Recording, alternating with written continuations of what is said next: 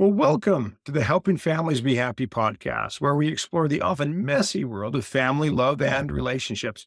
I'm your host for this podcast, Christopher Robbins, husband, father of 9, founder of Familius, fly fisherman, and outdoor enthusiast living in the beautiful California Central Valley. Well, today we welcome our guest, June Smalls, the author of the Familius titles She Leads, He Leads, They Lead, and the most recent, They Work. Honeybees, Nature's Pollinators. Now, June has been making up stories since she only had pets and stuffed animals to share them with. She is the author of fiction and nonfiction books that are funny, educational, odd, and entertaining. She loves going on adventures for research, of course, from falconry to digging up fossils, tracking wildlife to working with scientists and wildlife conservationists. Writing is always an adventure. Today, we're learning about honeybees based on the research that June explored for her new book, They Work. The information shared aligns with Familius habits: learn together, talk together, and play together. You can learn more about the Familius 10 habits of happy families by going to the Habit Hub blog on familius.com. For the video of this podcast, please go to the Familius YouTube channel. Well, June, welcome. Thank you for joining us. Thank you for having me. So let's talk about bees. What drew you to bees in the first place?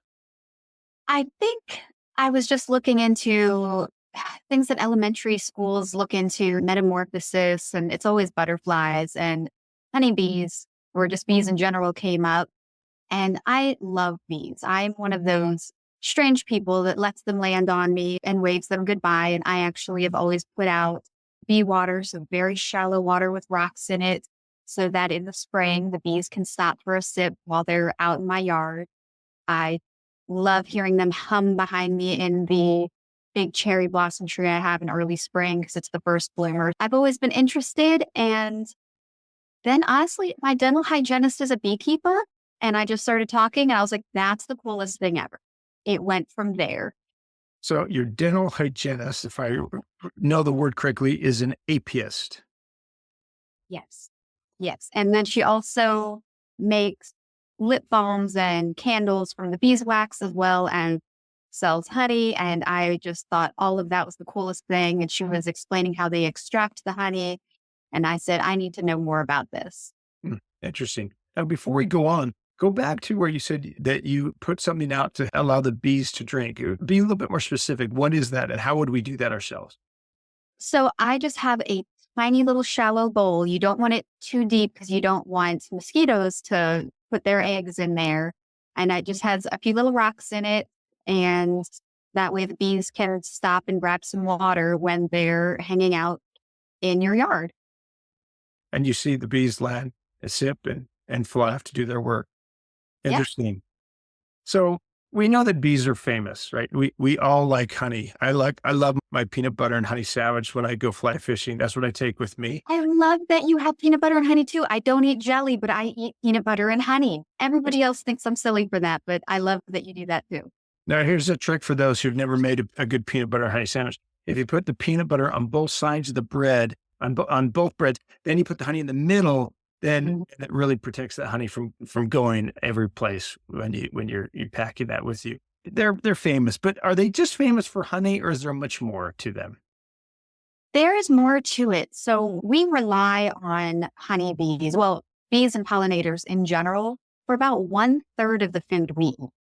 If we didn't have free labor of wild and somewhat domesticated pollinators, we would have to manually go in with Q-tips or something and pollinate our fruits and vegetables.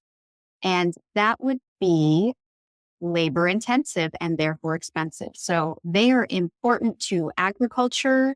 They are important to every home person gardening on their own. And they're also stars of movies and things. So they're famous on a number of levels. Well, from someone who has an elephant heart plum tree that requires pollinating, and I've had to do the Q-tip pollination trick, I really appreciate when the bees do the work for me.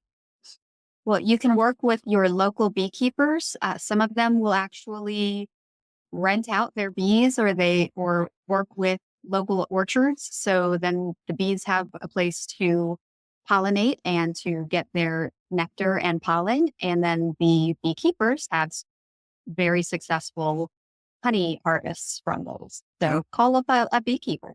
And the honey that we purchase, particularly from those farm stands, and those, there's different honeys depending upon what the bees have been pollinating and gathering that pollen.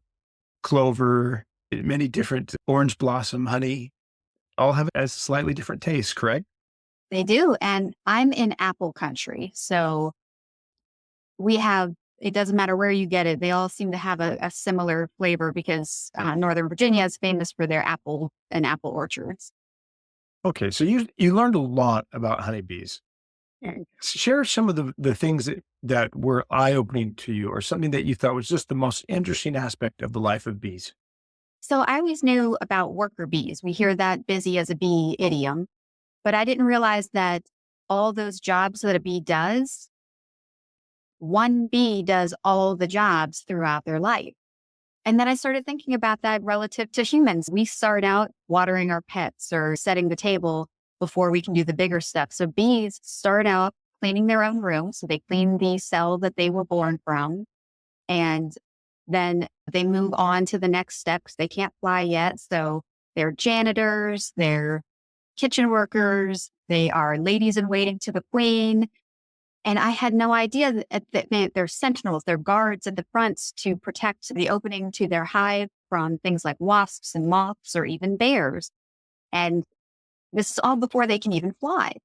I was amazed that I just assumed some bees did one job, some bees did another. And they do, but they do it in sequence. Wow. So we shouldn't feel bad about making sure that we ask our children to clean their rooms. We ask our children to be janitors as they themselves metamorphosize into self-starting, communicative, responsible, problem-solving adults. Absolutely. So it's just part of being busy as a bee. Okay, what else did you find really fascinating about bees? I just assumed that the queen had more control. She gives off a pheromone that keeps the hive with her, and the hive is always protecting her. But I thought she would be more of a director. But these bees start on their own, and they know what to do from, I don't want to say from birth because they start off as that little larva. But as soon as they have metamorphosized into their adult bee cell, they start working right then, and they do it with little or no direction. And we don't even understand everything about bees. Their engineering is almost perfect. We studied what shapes are the strongest with the least amount of materials used. And guess what? Their honeycomb is a hexagon. Guess what the strongest thing is? A hexagon. We don't really understand how they fly since they're not aerodynamic. And they do this waggle dance. Everyone's heard of the waggle dance. The bee gives direction, but they are so mathematically accurate, and they're doing this dance in the dark. So the bees are watching each other in the dark. They feel with their little antenna and they feel the vibration. And the bee will do a little dance and say, from where the sun is, you need to go 30 degrees that way and this far that way. And that's where the field of flowers is, or that's where the apple orchard is. And the other bees can follow it so accurately. It is mathematically precise. So fascinating. Wow, that's amazing. If we could all have that type of navigation, we'd I was never lose lost our in a car. mall. I couldn't do that. We always know where our car was in the parking lot. All right. Well, in addition to reading your book, They Work, what other resources do you recommend as future APS or budding APS or just someone who's interested in appreciating the life of bees? Where should we go or what could we do? Well, I'm going to have an educator guide available on my website, which is very helpful for the first through fifth grade scene. But also your local library. I realize that locally we have an association of beekeepers that do classes, and they have their own meetings there sometimes. And they'll have classes for adults that are serious about learning beekeeping, learning the skills needed, learning how to expand their beekeeping if they want to make things like wax products. And then they also have things that are geared for families where it's education about their importance locally, local to wherever you are. If you're in Virginia versus California versus Montana, it might all be a slightly different scene, but we still have the bee. Well, we recommend that everyone pick up a copy of They Work wherever books are sold or your local library. Take it into the field and go explore the life of bees around you and have a greater appreciation for what you eat because the bees were involved. Now, June, thank you so much for joining us. And where can our guests find you online? So you can find me at my website, which is junesmalls.com. That's where I keep all of my educator guides and where you can contact me, and on various social media, although I'm not super active. Well, as we conclude today's podcast, we'd like to thank Familias for its support in bringing the podcast to your ears and your heart. Of course, we'd be thrilled if you subscribe to the podcast and left us a review. And when you are ready for that next amazing book adventure, we'd be honored if you chose a book from Familias. One step at a time, one bee at a time, we can make the world a happier place.